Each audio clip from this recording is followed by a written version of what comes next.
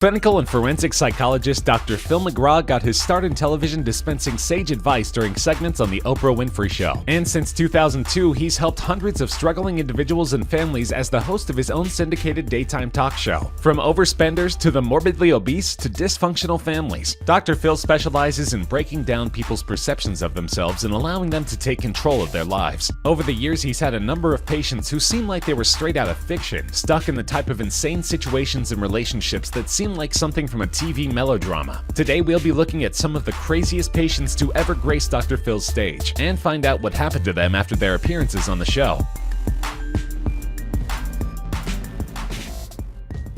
In 2016, a young woman named Haley appeared on Phil's stage in the throes of a bizarre delusion. I am pregnant, and it is Jesus.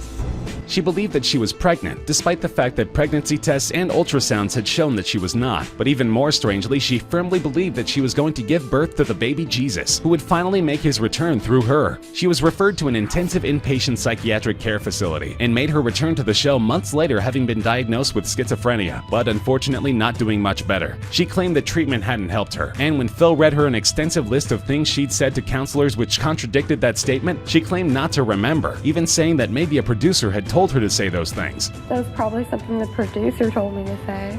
She complained that she was going through an endless cycle of therapy and medications which had done nothing to help her mental state. Yet she admitted sheepishly when directly asked that she no longer believed she was pregnant, and that treatment had helped her see that truth. But she hadn't been able to shake all of her delusions. She still believed that she had been a contestant on American Idol, which she hadn't, and that rapper Eminem, who indeed has an adult daughter named Haley, is her father. Ted Williams was homeless on the streets of Columbus, Ohio, when a reporter discovered that he had an absolutely amazing speaking voice. When you're listening to nothing but the best of oldies, you're listening to Magic 98.9. He quickly became known as the man with the golden voice, and thanks to a viral video of Ted demonstrating his pipes, he soon signed a $10,000 deal to do commercial spots for Kraft. But all was not well. Ted was wrapped up in alcohol and drugs, and it was reported that he'd had scuffles with family members. He appeared on Dr. Phil promising to get treatment, but not long after, he checked himself out of the treatment center. Not a promising sign. When he returned to the show in 2011, however, he spoke to Dr. Phil from rehab. Ted said that he used to spend $50 to $100 every day on crack, which had made him paranoid and delusional, but credited his treatment facility with getting him back on track. By 2016, Ted had come full circle, finding employment as an on-air personality at the same Columbus radio station where he'd gotten his start in the 80s before losing it all to drugs and booze. Not only is he completely clean and sober, he's still got that incredible voice, and the future is looking bright.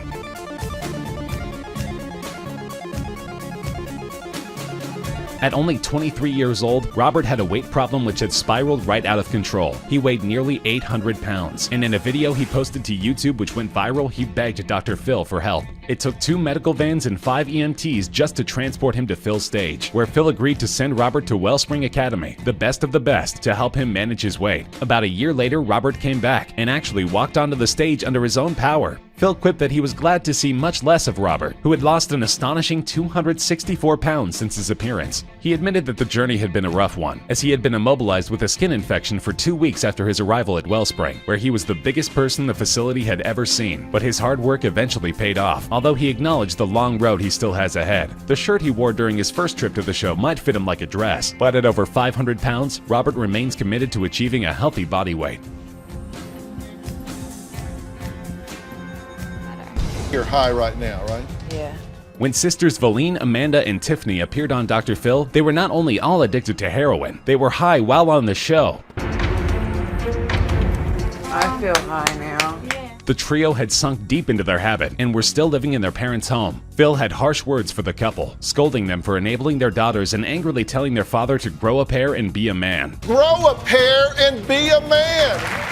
The girls were even prostituting themselves for money to score drugs, and Phil made it absolutely clear that he might very well represent their last hope. The 3 sisters were all sent to separate treatment facilities, and 3 years later they returned to Dr. Phil's stage to report on their progress. All 3 were sober, but it wasn't all great news. Tiffany had had a relapse a few months prior after 2 years of sobriety, but had since managed to get back on track. They agreed that they'd either be dead or wishing they were if not for Phil's intervention, and for Phil's part, he told the girls that he was behind them 100%, holding them up as examples for those who think that they're powerless over their drug habits. You need to look at me. I don't have to do Okay, take him out. Susan appeared on Phil's stage in 2017 with her son Hans, who had recently legally changed his name to Sexy Vegan, a moniker which he tattooed on his forehead. Sexy was apparently living in his own little world, regularly going out in public wearing nothing but Speedo shorts, carrying a full-length mirror with him wherever he went, and racking up so many indecent exposure arrests that Susan has spent over $100,000 of a multi-million-dollar inheritance bailing him out of jail. My mom's a sociopathic piece of. During his first appearance, Sexy behaved like a complete imbecile, screaming at his mother while dancing around on the stage and totally ignoring Dr. Phil. He even had to be escorted from the studio by security, so nobody was planning on seeing him on the show again anytime soon. But 3 months later, Phil graciously agreed to host him again, and this time Sexy was very contrite. He apologized profusely for his behavior, saying that he felt bad for treating Dr. Phil, a noted animal lover who regularly contributes to charitable causes aimed at helping them, in the manner in which he had. He disclosed that he'd begun regular therapy and was no longer getting arrested, but said that his biggest regret was the blatant disrespect he'd shown Dr. Phil and his mother. My biggest regret is yelling at Dr. Phil. We finally had to evict Ryan to get out of our garage. Mike and Vicky came to Dr. Phil desperate to do something about their 37-year-old son Robert, who had once made millions running a real estate company but had spent the last 4 years unemployed, living in their garage on their dime. On top of this, the couple were also supporting Robert's girlfriend Rachel and his 2 sons from a previous relationship, and Robert was convinced the situation was his parents' fault, particularly Vicky, who had taken over his bookkeeping in the final year of his business. For her part, Vicky felt that her son was mentally ill and possibly on drugs, an assessment with which Robert strenuously disagreed. There didn't seem to be much in the way of resolution, and for Robert perhaps there wasn't. But 6 weeks after the show, Mike and Vicky returned to let Phil know that they had finally kicked Robert out and were completely thrilled and at peace with the situation. Robert also appeared to say that he and Rachel had checked into a mental hospital, since everyone was pushing in that direction, but checked out a day later due to a documented conflict with staff which Robert seemed to not be very forthcoming about. He may still not exactly be living in objective reality, but at least his put-upon parents have their lives back.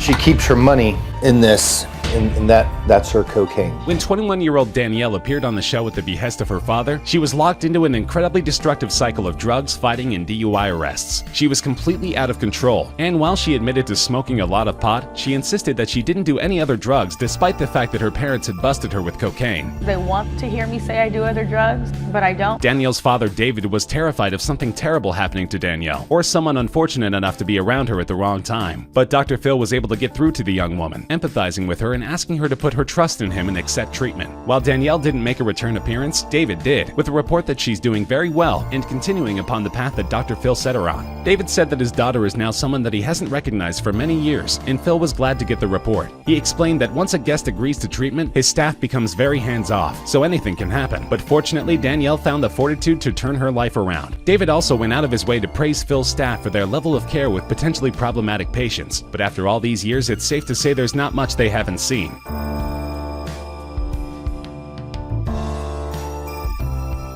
Catch me outside, how about that? A different out-of-control Danielle unwittingly became a meme when she famously uttered "Cash me outside, how about that?" in an apparent threat to Dr. Phil on the host's own stage. The 13-year-old had racked up a laundry list of offenses of the sort that one would expect from a much older delinquent child. She'd stolen multiple cars, tested positive for pot and Xanax, tried to frame her mother for heroin possession, and used a stolen credit card to buy a stripper pole of all things. Her belligerent and defiant attitude didn't portend a great future for her, and it seems that this is one young woman who even Dr. Phil couldn't reach. Now 15, she has over 1.3 million Instagram followers and uses her platform to demonstrate that she's every bit the same juvenile delinquent as she was when she first appeared on Dr. Phil's show. She regularly discusses her drug habits and all of the fights she gets into, but maybe she'll be forced to rethink her internet fame soon. Her latest viral video wasn't exactly flattering, as it depicted yet another of Danielle's many street fights, a fight which she decisively lost.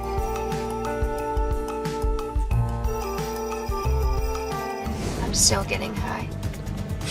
A young woman named Bethany came to Dr. Phil at the insistence of her parents with a frightening heroin habit. She had turned to stripping and prostitution to secure money for drugs, and after a recent episode had been hospitalized for 10 days in a medically induced coma. There it was discovered that one of her heart valves had basically been destroyed by her drug use. She underwent open heart surgery and had a pacemaker installed, but after her discharge she went right back to getting high. Phil rightfully felt like Bethany was at the end of her rope, but after treatment she returned to his stage with her proud parents 9 months sober. She said that it was initially frustrating, frustrating not being able to use, but that the treatment facility had held her accountable in a way nobody else ever had. Her parents thanked God and Dr. Phil for intervening. I want to tell you that God uses men to help people. Noting that Bethany was not even the same girl as she was during her first appearance on the show, which was obvious just looking at her. We thank you for helping, but first of all, we thank God for doing it. My father killed my mother. My mother was shot twice in her head. In 2011, a man named Butch appeared on Phil's stage with a shocking story. When he had been only 12 years old, his father Ulysses had used him to lure his mother back into the house after a violent fight, at which point Ulysses shot Butch's mother twice in the head, killing her. Speaking from the hospital where he had been admitted for a heart condition, Ulysses took full responsibility for his actions, but claimed that he had been forgiven by a higher power and wanted his son to do the same. Butch took issue with his father's version of events, as Ulysses had previously claimed the shooting was accidental, which Butch knew not to be the case. As the segment drew to a close, Butch was shouting angrily at his father, and reconciliation seemed unlikely. Fortunately, appearances were deceiving. Butch called his segment on Dr. Phil's show a pivotal moment, and immediately afterward in his hotel room, he called his father to make amends. In a follow-up appearance, he recounted how he had taken his father to his mother's gravesite, where Ulysses had broken down. Somehow finding forgiveness in his heart, Butch had spoken to his father by phone 3 to 4 times a day up until Ulysses' death. He said that he had been afraid all of his life that he would one day kill his father, and that if not for Dr. Phil, that may have remained a possibility. Dr. Phil helped me get my father back.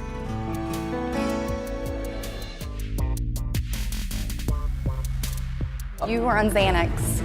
You talk way too much, Brent. Lisa appeared on Dr. Phil's show in 2017 and quickly became known as the vodka-guzzling granny. She was downing up to 2 pints of the stuff every day and fortifying her intake with a steady stream of prescription pills like Xanax. You're a disgrace to the family. Lisa was combative with her family members, who called her a disgrace, and she insisted she was not an alcoholic. But after Phil showed her multiple videos of her falling down drunk which were shot by her family, Lisa had to sheepishly admit that she didn't remember any of the incidents at all. She agreed to go to treatment, and after only 90 days in an inpatient program, she returned to Dr. Phil looking quite a bit more clear-headed than during her initial appearance. She said that she knew she had been knocking on death's door and would be forever grateful to Phil, calling him her hero and her angel. She also showed off her monitoring system, which prompts her to blow breathalyzers 3 times a day, keeping her honest. For her family's part, they were impressed by her quick turnaround and said they're very proud of her for making such huge strides in her sobriety.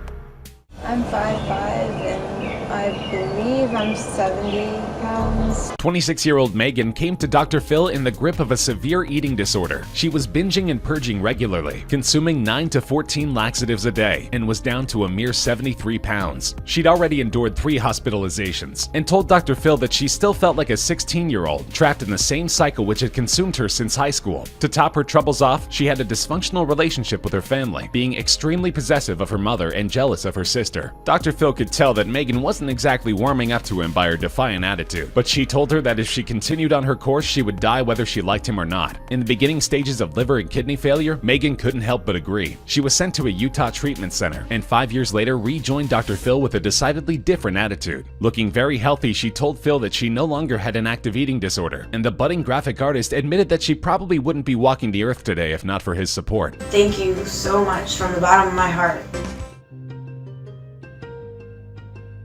I see you've labeled the wall here. We know it's your house. Yeah. Sin and Rick. Adult sisters Amber, Ashley, Angela, and Atisha came to Dr. Phil in 2013 with a request to help them find their parents, Cindy and Rick. As children, the 4 had been placed in separate foster care facilities due to their parents' drug dealing. One of the girls even tested positive for drugs at birth, and the 4 had endured a difficult childhood being shuffled between foster homes. Dr. Phil turned to professional locator Troy Dunn, who discovered that for the past 2 years, Cindy and Rick have been camped out in the flood tunnels underneath Las Vegas, still heavily into drugs. After a tearful intervention, the pair agreed to be sent to Origins, a top-notch rehab facility, but there was no guarantee they would follow through. Thankfully, however, they did. 3 years later, they joined Dr. Phil via conference call from their new home. The couple now have a working relationship with their kids, a puppy, and gainful employment with the very treatment facility that turned them around. They credit Dr. Phil with saving their lives, and the girls couldn't be happier that their parents are no longer tunnel dwellers.